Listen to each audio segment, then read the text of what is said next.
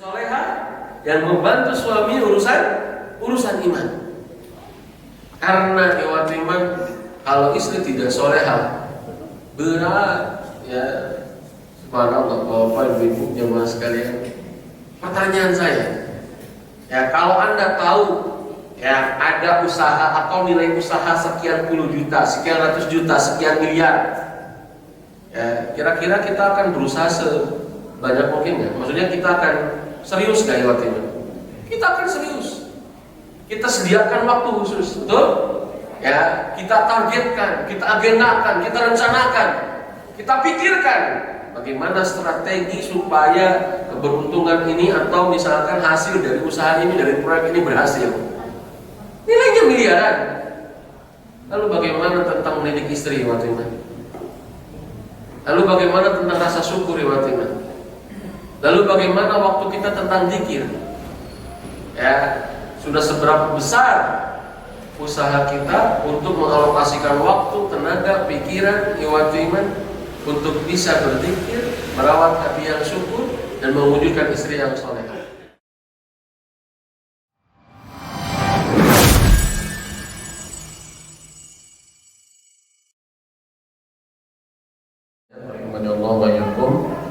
Ya, kita akan melanjutkan ya, tentang masih di kajian buku Prophetic Parenting ini atau Parenting Nabawiyah, parenting yang berbasiskan kepada arahan-arahan dari Nabi sebagai tauladan kita yang terbaik ya. Iman tadi kita sudah membahas tentang bagaimana kita berupaya untuk memiliki atau mendidik istri solehah sebelum kita mendidik anak-anak kita. Jadi tahapannya adalah ya, bagaimana kita bisa mendidik istri-istri kita. Bahkan Nabi menyebutkan ini adalah harta yang paling mahal, harta yang paling berharga, kekayaan yang paling berharga itu 3. Maka jika kita iman sering memburu, merencanakan, mengusahakan untuk mendapatkan keuntungan dunia dan itu akan pasti habisnya gitu ya, maka selayaknya kita pun berusaha untuk merencanakan ya, berkorban begitu ya, mengalokasikan waktu, berusaha untuk bisa mendapatkan 3 harta ini, yaitu zikir ya, lisan yang berzikir, hati yang bersyukur, dan istri yang solehah yang membantu suaminya dalam urusan imannya. Ya subhanallah iman. Maka dalam hadis yang lain disebutkan mastafadal mu'minu ya ba'da taqwallahi minal mar'ati solehah. Tidak ada kebermanfaatan bagi seorang yang beriman itu setelah dirinya itu beriman kecuali adalah ya istri yang solehah, gitu ya subhanallah. Maka kita berupaya ya teman-teman. Dan pembahasan selanjutnya adalah tentang thawabul infaq ala zaujah wal aulad, yaitu pahala menafkahi istri dan anak. Ya, ini tentang bab menafkahi, dan bagi seorang laki-laki nafkah itu adalah salah satu syarat untuk bisa tertegaknya qawamah. Ya, jadi kalau kita kejar sebetulnya kalau baru ngasih nafkah itu belum menegakkan qawamah. Baru syarat bisa memiliki qawam dalam rumah tangga itu memberikan nafkah. Ya, qawam sendiri itu adalah kata Ibnu Katsir rahimahullah, itu ada 4 minimal, yaitu sebagai satu rois pemimpin, yang kedua adalah al-hakimu alaiha yang memutuskan hukum di keluarga, kemudian juga yang ketiga adalah kabiruha yaitu yang berwibawa, dan yang keempat adalah muadzib yaitu sang pendidik. Nah, jadi sebenarnya jamaah sekalian, infak ini syaratnya untuk tegaknya qawamah. Jadi bukan qawam itu sendiri sebetulnya ya. Ayatnya diantaranya Quran surat At-Talaq ayat ke-7 di mana Allah Subhanahu wa taala berfirman, "A'udzubillahi minasyaitonir rajim, liyunfiq dzu sa'atin min sa'ati." Hendaklah orang yang mampu memberikan nafkah menurut kemampuannya. Makanya nafkah itu tidak, para ulama ahli fikih, para fuqaha tidak sepakat tentang jumlahnya. Ya, tidak sepakat tentang batas minimalnya. Itu dikembalikan kepada keriduan suami dan istri dan sesuai kemampuan suaminya. Ya wallahu a'lam bishawab. Jadi tidak apa namanya tidak ada batas minimal, jika tidak terpenuhi maka belum memberikan infak. Nah ini itu dikembalikan kepada kerinduan istrinya dan kemampuan suaminya. Disinilah pentingnya kita musyawarah ya. Tidak mesti harus berpenghasilan tetap, syaratnya tetap berpenghasilan ya. Gak apa-apa penghasilannya nggak tetap, daripada tetapkan 10 tahun gaji 15 juta gitu ya, 20 tahun 15 juta gitu ya.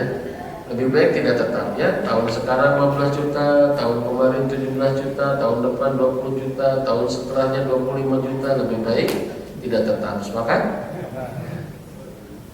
Daripada tetap berpenghasilan lebih baik daripada penghasilan tetap lebih baik tetap berpenghasilan ya. Intinya usaha lah insyaallah ya. Karena ada suami-suami yang dolim ya, yang tidak memberikan nafkah padahal mampu. Kafa bil mar'i ifman ya, cukuplah seorang suami disebutkan berdosa ya, an yudai aman yakut, yaitu menyia-nyiakan orang yang menjadi tanggungannya ya. Wallahu a'lam bishawab.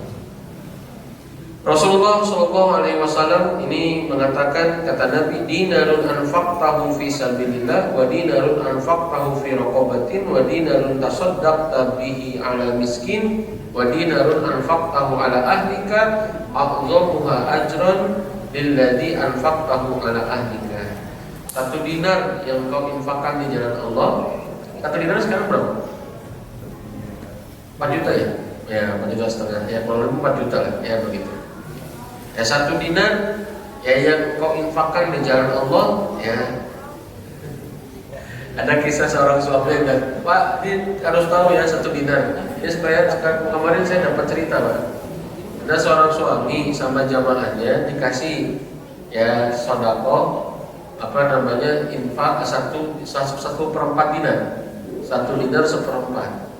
Ya karena dia tidak terbiasa dengan dinar. Ini ceritanya kemarin Pak, saya punya teman satu profesi lah ya, sama tukang ustaz juga. Karena tidak terbiasa, dia kasihkan ke istrinya. Karena anggapan dia 1 dinar itu 500.000. Ya, dia nggak buka suratnya, itu pun ngasih dari jamaahnya. Akhirnya apa? Aduh, orang juga ustaz terus buka IPP hisa dinar 4 juta setengah. Baru dibikin kabeh itu kan. Apa kita baru seperapat aja nih. Jadi subhanallah ya teman. Nah ini karena kita tidak terbiasa dengan dinar ya. Jadi saya ingat ini cerita kemarin, saya dapat teman dihadiahi 1/4 dinar oleh jamaahnya, kemudian dikasih semuanya ke istrinya. Ya alhamdulillah. Untung ingat hadis ini katanya Ustaz. Kalau nggak ingat hadis ini, terasa rugi dunia akhirat ya. Karena sudah dikasihkan semuanya untuk istrinya. Apalagi itu macam maliknya lah ya, yang lain-lain. Jadi kata Nabi, 1 dinar yang kau infakkan di jalan Allah, 1 dinar yang kau infakkan untuk membebaskan budak, 1 dinar yang kau sedekahkan untuk orang miskin, 1 dinar yang kau nafkahkan untuk keluargamu, yang paling besar pahalanya adalah kau nafkahkan untuk keluargamu. Kenapa? Karena nafkah ini waktu iman salah satu cara kita, hikmahnya apa? Salah satu cara untuk merawat keimanan, merawat kesolehan. Ya, maka niatkan Bapak Ibu ya, jamaah sekalian, diniatkan untuk merawatkan kesolehan dengan memberikan infak atau memberikan sedekah yang luar biasa. Hadis yang lain juga sama, iwatu iman, Nabi mengatakan, ma'at'amta nafsaka fa huwa laka shadaqatun wa ma'at'amta waladaka fa huwa laka shadaqatun wa ma'at'amta zaujaka fa huwa laka shadaqatun wa ma'at'amta khadimaka fa huwa laka shadaqatun. Masyaallah. Ini hadis riwayat Imam Ahmad. Dari Nabi mengatakan atau bersabda, makanan yang engkau makan untuk dirimu sendiri maka itu bagimu sedekah. Makanan yang engkau berikan kepada anakmu maka itu bagimu adalah sedekah. Untuk istrimu juga itu sedekah, dan untuk pelayanmu juga sedekah. Oh subhanallah. Makanya kalau orang sudah menikah banyak sedekah Pak. Ya subhanallah ya. Orang menikah banyak sedekah. Yang belum menikah sebanyak apapun harta, dia pasti nggak bisa ngasih makan ke istri. Masa istri orang lain? Nggak mungkin kan ya. Waktu itu ya subhanallah ya. Ke istri orang lain jadi sedekah belum tentu ya. Waktu itu bisa jadi omongannya ya. Gitu ya. Apa ini sedekah yang buat istrinya? Ya omongan. Jadi waktu itu rahimani Allah wa yakum. Jadi luar biasa itu jadi sedekah buat kita. Syaratnya apa? Syaratnya adalah keikhlasan. Jika tidak ikhlas, maka iman tidak jadi sedekah. Subhanallah. Bapak Ibu, ini hikmah yang sedikit saja ini sebagai penutup hikmah ya. Hikmah ya sebagai penutup. Makanya kenapa kadang kita diuji itu kadang kita dengan orang-orang terdekat. Dengan istri, dengan anak gitu ya. Kadang-kadang lebih sering sakit hati oleh orang lain atau oleh istri sendiri. Kadang kita lebih banyak sakit hati itu oleh orang-orang terdekat. Kenapa? Ya karena Allah bisa jadi hikmahnya Allah mengingatkan kita tentang keikhlasan. Saking biasanya kita berbuat baik dengan orang-orang dekat, kadang-kala kita lupa menghadirkan niat, kan? Ya saking biasanya. Sudah biasa memberikan nafkah, sudah biasa transfer ke istri gitu ya. Sudah biasa melayani suami, sudah biasa menafkahi anak-anak. Kadang-kala karena saking sudah biasanya kita lupa menghadirkan niat kepada Allah. Ya Allah, mudah-mudahan transferanku jadi ibadah. Ya Allah, mudah-mudahan khidmatku kepada suami jadi ibadah. Ya Allah, mudah-mudahan nafkahku untuk anakku jadi ibadah, jadi sedekah. Akhirnya apa? Terkadang Allah uji kita dengan hal-hal yang mengecewakan dari orang-orang terdekat kita. Kenapa? Itu isyarat cinta dari Allah. Karena kalau orang yang ikhlas, insya Allah tidak sakit hati oleh makhluk.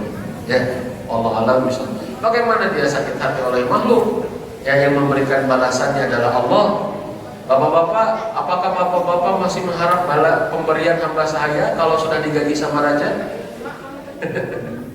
Apakah kita masih mengharapkan hadiah dari hamba sahaya kalau sudah dikasih balasan sama raja? Tidak akan waktu itu. Ya, aduh Pak, terjadi hamba sahaya teh duli orang teh ya, orang bagus menang raja lebih gede ya. Nah, maka kalau orang sudah mengharap Allah, maka insya Allah balasan dari makhluk tidak akan yang diharapkan. Dengan saja kalau ada alhamdulillah, kalau tidak waktu itu tidak jadi masalah. Nah, kenapa? Karena dari raja itu lebih besar, ya, lebih hebat, lebih bermanfaat, lebih lama, lebih kekal.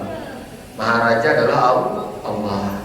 Maka waktu iman kalau kita masih sakit hati oleh makhluk, maka itu isyarat kita untuk lebih ikhlas kepada Allah. Wallahu a'lam bishawab. Itu saja mungkin tambahannya di kesempatan kali ini. Mudah-mudahan bermanfaat. Ada tanya jawab Kang Ali? Oh, ada pertanyaan. Silakan. Ibu-ibu, bapak-bapak, jika ada yang mau ditanyakan atau ada yang mau menambahkan, 2 subbab kita sudah ditebas. Wah, ibu diniatan nih. Karena pakai apa namanya? Komputer. Assalamualaikum warahmatullahi wabarakatuh. Waalaikumsalam warahmatullahi wabarakatuh. Saya ingin bertanya dalam hal tanggung jawab orang tua mendidik anak. Bagaimana pendapat Ustadz orang tua yang menyekolahkan anak di sekolah? Misalnya anak mendapatkan beasiswa dan anak harus tinggal di asrama atau pondok. Apakah tanggung jawab orang tua mendidik anak akan menjadi hisab karena tidak secara langsung mendidik anak? Syukron. Waalaikumsalam warahmatullahi wabarakatuh. Insya Allah Bapak, selama niat kita untuk mendidik anak, maka tetap kita mendapatkan pahalanya. Ya, jadi ya walaupun kita tidak langsung mendidik anak, sebetulnya kalau saya lebih sepakat bukan pendidikan, tapi di pesantren itu pengajaran. Karena kepada ahlinya sudah bukan lagi tarbiyah, tapi sudah taklim, taklim dan takdim gitu. Karena kalau sudah taklim itu harus kepada ahlinya. Maka jika kita tidak mampu, berikan kepada ahlinya. Ya, lalu bagaimana ketika anak harus mondok di sekolah misalkan dan anaknya mau, ya anaknya ridho, anaknya semangat, iman, apakah pahala kita berkurang? Insya Allah tidak, selama kita niat tetap berpahala. Daripada kita bareng bersama anak tapi teikhlas wae ngadidik budak gitu, iman. Ya, budak jeung urang sapa wae tapi budak wae urang teh ngadidik budak teh kesel wae. Teikhlas, merasa kehadiran anak teh adalah musibah buat kita gitu ya. Nah itu tidak jauh lebih besar pahalanya daripada anak kemudian di pondok dan kita niat untuk mendidik anak. Apa dalilnya? Kata Nabi adalah laka manawaita, bukan laka mahamilta. Kamu mendapatkan apa yang kamu niatkan, bukan kamu mendapatkan apa yang kamu amalkan. Selama kita punya niat mendidik, ya walaupun asbabnya bukan kita, tapi insya Allah kita dapat pahalanya. Jadi insya Allah hisab kita tetap mohon maaf, tetap kita masih melaksanakan tanggung jawab kita sebagai orang tua dalam mendidik anak. Begitu ya? Ya, insya Allah begitu clear, insya Allah ya selesai. Ya, mudah-mudahan tetap kita niat. Jangan sampai justru kita mondokin anak karena kita nggak mau ribet ngedidik. Ya, gancang lah budak teh ka pesantren kan lieur lah di imamah gitu. Ya, kemudian setelah anaknya masuk pesantren, ibunya bilang, alhamdulillah, ayeuna mah imah teh ti istri harapan cenah ya. Ya, nah ribut bae jeung budak iwat iman. Ya, kenapa? Anaknya sudah di pesantren, anaknya sudah belajar Quran, ya, anaknya sudah sudah di pondok. Kenapa? Karena alim capek, alim liweuh, alim kaganggu nonton sinetron, alim kaganggu main HP, iwat iman, tidak mau terganggu aktivitas me time-nya.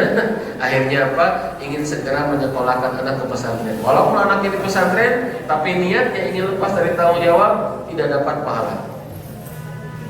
Itulah hebatnya Islam, iwat iman. Laka mana waita, kata Nabi, kamu mendapatkan apa yang kamu niatkan, bukan kamu mendapatkan apa yang kamu amalkan. Sebab orang yang beramal belum tentu pakai niat, tapi orang yang pakai niat insya Allah dapat pahala walaupun tidak teramalkan karena ada unsur syar'i. Begitu ya Bapak Ibu, ya insya Allah dapat pahalanya. Wallahu a'lam bishawab. Maka ini penting Pak, luruskan niat dalam mendidik anak, ya waktu iman. Ya, bukan ingin lepas tanggung jawab, bukan ingin tidak capek, ya bukan ingin tidak mau ribet, ya, tapi luruskan niat. Kalau anak kita dipondokkan ke pesantren, ya niatkan adalah untuk meringankan hisab kita, untuk menjadikan anak kita soleh dan soleha. Begitu. Wallahu a'lam bishawab. Kang Ali, bagaimana? Tidak ada lagi? Ibu-ibu ada yang bertanya? Bapak, mangga silakan. Ikhlas. Keikhlasan. Apa yang dimaksud keikhlasan? Wah, ini jero ya, subhanallah. Ya, pembahasan para wali sih gimana ya. Ya, itu keikhlasan itu luar biasa. Ya, subhanallah. Terima kasih. Termasuk ikhlas dalam mendidik anak. Saya perkataan Imam Al-Ghazali rahimahullah. Ini pertanyaan sederhana Pak, tapi penting bagi para orang tua. Penting banget bagi para orang tua. Karena ikhlas itu mendekatkan yang jauh, meringankan yang berat, mensederhanakan yang sulit, yang rumit, ya. Begitulah keikhlasan. Begitu. Tapi tetap ya, kalau orang ikhlas gak jadi berat badannya berkurang, akhirnya berat tiba-tibanya. Begitu. Nah, jamaah sekalian, rahimanallahu wa iyyakum, Imam Al-Ghazali mengatakan, dari sekian banyak makna ikhlas, kata Imam Al-Ghazali, yang dipilih adalah perkataan Sahal bin Abdullah At-Tustari. Ini ajib Pak, Sahal bin Abdullah At-Tustari ini, kalau kita banyak kajian tazkiyatun nafs, ilmu tentang hati, ilmu tasawuf, ini sering disebut-sebut Pak Sahal ini. Sama dengan Hasan Al-Basri, Abdurrahim bin Adham, Fudayl bin Iyad, Sahal bin Abdullah At-Tustari. Kata beliau, al-ikhlasu huwa an yakuna sukunuhu wa harakatuhu lillah. Ikhlas itu adalah dia bergerak dan diamnya untuk Allah. Selesai. Semua untuk Allah. Ya, bergerak dan diamnya untuk Allah. Maju mundurnya untuk Allah. Sepakat? Ya. Jadi ikhlas itu kalau saya melihat dari perkataan Imam At-Tustari, ngarap ikhlas itu. Jadi ikhlasnya bukan tidak ngarap. Oh, ikhlas mah pohokeun we nya. Pohokeun mah lain ikhlas eta mah amnesia nu pohon we nya. Gitu. Jadi ikhlas itu ngarep Pak. Ya, jadi jangan ikhlas itu nggak ngarep. Salah, ikhlas itu ngarep Pak. Ngarep ke siapa? Ngarep ke Allah. Kalau nggak ngarep, sifat manusia itu pinginnya ngarep Pak. Ya, sifat manusia itu. Maka harapannya dialihkan, diorientasikan kepada Allah, ridho Allah. Berharap ridho Allah, berharap cinta Allah, berharap pandangan Allah, berharap perasaan Allah, itulah ikhlas. Selesai ya, ikhlas itu hitungan dengan Allah, bukan dengan makhluk. Jadi mohon maaf kalau saya kurang sepakat kalau ikhlas itu tidak ngarep. Ya, kalau ikhlas itu tidak ngarep, seperti kita main basket nggak ada ringnya, main bola nggak ada gawangnya, ya. Kemudian kita latihan pukulan tapi nggak ada targetannya, hampang ya, tiba-tiba hampang. Jadi kalau ikhlas itu ngarep, kita kayak main basket ada ringnya, ya, main bola ada gawangnya, begitu ya. Latihan pukul ada targetnya gitu. Nah itu ya, ngarap gitu ya. Jadi lu ngarap mah itu diundang gitu. Ya, makanya ikhlas itu bukan melepaskan, tapi ikhlas itu mengharap ridho Allah. Selesai. Mengharap balasan dari Allah. Makanya kata iblis, illa ibadaka minhumul mukhlasin. Ya, kecuali hamba-hambamu yang diikhlaskan ese diuji iwat iman. Jadi lamun dina tuang iman dan sehingga dodol iwat imannya geus liat mengikhlaskan. Ya, di bulan kafir oke hese iwat iman ya. Dikasih miskin tidak merasa terhina, dikasih kaya tidak jumawa, dikasih sukses ya tidak lupa dan terlalaikan, dikasih gagal tidak merasa dihinakan. Jadi hese orang ikhlas. Dikasih sakit iwat iman, dikasih sehat ya tidak merasa paling hebat, dikasih sakit ya tidak merasa sedang ya diberikan azab oleh Allah. Hese yang ikhlas. Dikasih hidup alhamdulillah, besok lusa mati terserah Allah. Ya, maka susah jadi orang ikhlas ya.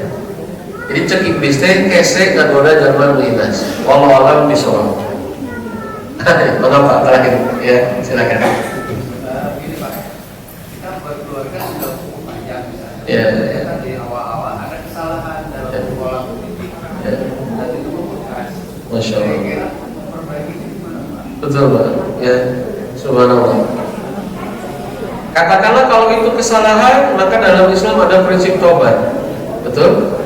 Katakanlah kalau itu kesalahan, maka dalam Islam ada prinsip tobat. Tabayatubu roja'a yarji'u. Bahwa tobat itu adalah kembali kepada track yang benar, kembali kepada cara yang benar, kembali kepada kewajiban yang benar. Oke? Jadi apa yang harus dilakukan? Kalau dalam konteks parenting Pak, itu namanya luka pengasuhan. Jadi luka pengasuhan itu adalah yang didapatkan oleh anak karena mendapatkan pola asuh yang buruk dari orang tuanya dulu. Ya, atau misalkan kepada pasangannya. Apa yang harus dilakukan? Ya, tidak ada yang bisa membasuh luka kecuali Allah. Maka tetap konsepnya adalah taubat. Ya, jadi kalau kata seorang psikolog namanya Pak Anjalo Rusmi Pak, ya luka pengasuhan itu hanya bisa diobati dengan taubat.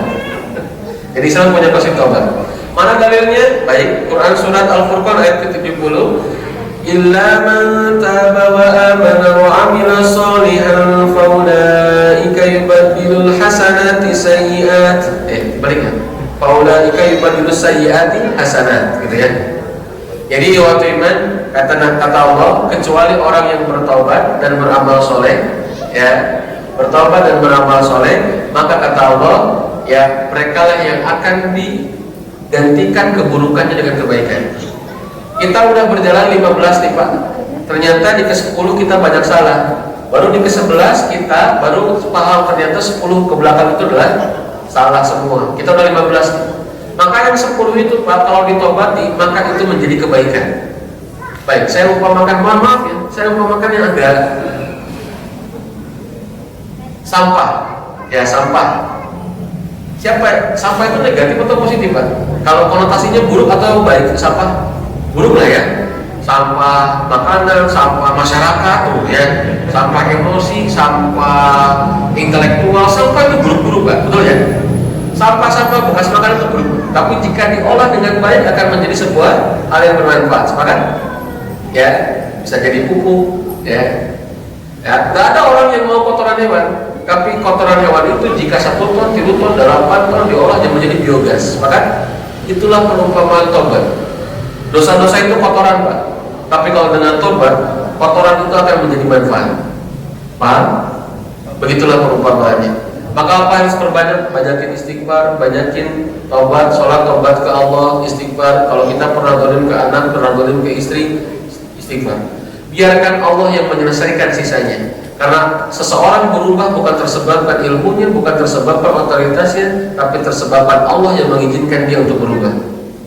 Ya, makanya jangan pernah kalau kita jadi suami, jangan pernah mengandalkan otoritas kita atau ilmu kita untuk merubah istri. Ini adalah langkah yang salah, langkah awal yang keliru. Makin jauh makin jadi hati.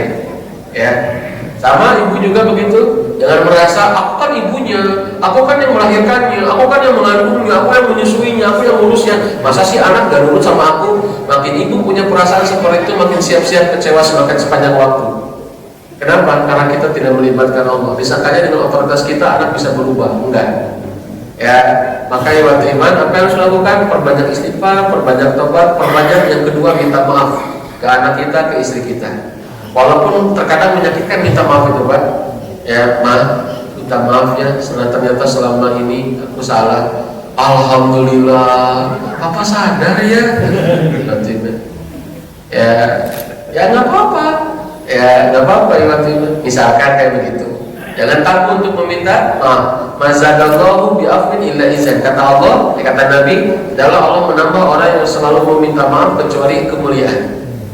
Ya meminta maaf bukan berarti ya kelemahan buat kita. Gak apa, insya Allah ya begitu. Bahkan justru ketika kita minta maaf kepada anak, apa puntennya, terutama saya nih ya, luka bapak-bapak usaha sebentar, usaha supaya ada egonya. Jadi orang tua teh ini orang tua, ini laki gitu kan ya. Namun minta maaf ke anak teh baiklah ada budak iya gitu. Ya budak kita hampura kapuran gitu kan ya. Tapi ketika kita salah meminta maaf kepada anak, Bapak sedang mengajarkan bagaimana cara memperbaiki kesalahan. Jangan heran kalau anak tidak minta maaf ke orang tua. Jadi kalau kita minta maaf ke anak, kita sedang mengajarkan ke anak begini nak caranya kalau kita salah. Ya Allah bisa. Jadi ya pertama perbanyak tobat, istighfar. Justru bisa jadi Allah menjadikan itu semua supaya istighfar kita lebih berasa, lebih bermakna. Karena istighfar tanpa ingat dosa, jika dahar sayur tapi caweran. Makan sayur tapi dingin, caweran. Non caweran teh, do you know of caweran? Ya hambar. Nah itu hambar. Itu makan sayur, makan hambar, itu iwatiman gak enak. Semahal apapun sayur itu, sama dosa gak ingat istighfar gak ingat dosa, sama tidak berasa. Maka bisa jadi Allah hadirkan kita ingat dosa, ya supaya kita istighfarnya lebih kerasa. Bahkan kita bisa menangis dengan dosa kita. Maka kalau kita susah iwatiman ingat dosa, mintalah kepada Allah. Cing atuh ulama tarizki wae robana atina di dunia hasanah eta we nu dibeda hasanah teh nu kabayang teh Fortuner, Pajero nu kabayang teh hasanah. Maka yang diminta terkadang kita harus minta diingatkan dosa Pak. Ya Allah, tunjukkan kepadaku dosa mana. Begitu iwatiman. Akhirnya kita bisa beristighfar dengan nikmat. Punten Pak, kalau BAB belum waktunya, aduh teh enak Pak ya. Itu ya. Sama kalau istighfar iwatiman gak ingat dosa, gak keenakan. Oleh karena itu maka bisa jadi Allah hadirkan kita ingat kesalahan supaya istighfar kita bisa lebih bermakna. Jadi gimana caranya? Istighfar, minta maaf, berikan pola asuh yang baik, atau berikan tata cara yang lebih baik bersama pasangan ataupun bersama anak. Wallahu a'lam bishawab. Atur nuhun Pak. Mudah-mudahan bermanfaat ya Bunda sekalian. Terima kasih ya. Mohon maaf atas segala kekurangan ya. Billahi fisabilil haq. Subhanaka rabbil izzati amma yasifun. Wassalamun ala mursalin walhamdulillahi rabbil alamin. Assalamualaikum warahmatullahi wabarakatuh.